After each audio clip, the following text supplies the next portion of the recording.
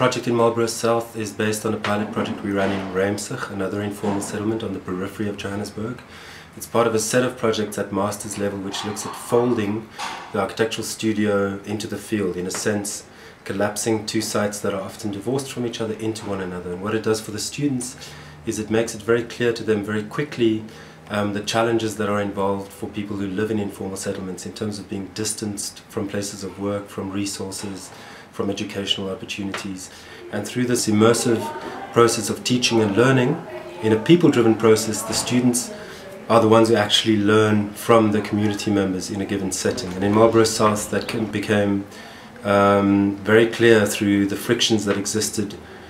I had that organization called Sanko, that they hiring the people the rooms here, you see. So yeah, that time we paid. Oh, you paid them? Yeah, they were also crooking us because they just come, then they break, they build some little rooms like these ones. Oh, then they say we must pay something like 300, 400. I applied the RDP. My house I applied 1996.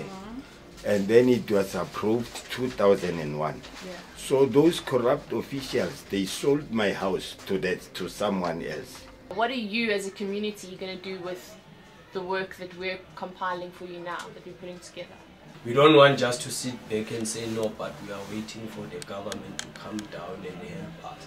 So we want to show the government that we've got something in mind. We have our own stuff. If he doesn't have, how can he meet us halfway?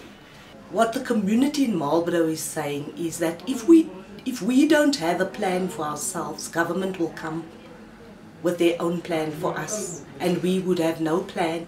We would have no say in government's plan.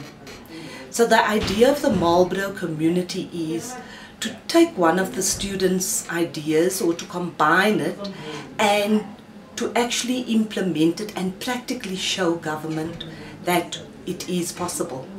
I think my role as an architect in informal settlements or informal conditions, it's more of a facilitator than being an architect who dictates or sort of design and give out directions. Another thing that informality presents us with, it's being a university, a place where someone can start to learn things and can start to engage and understand the elements of informality and starting to extract from learning and engaging. That's when now you can be a better facilitator in terms of informal settlement.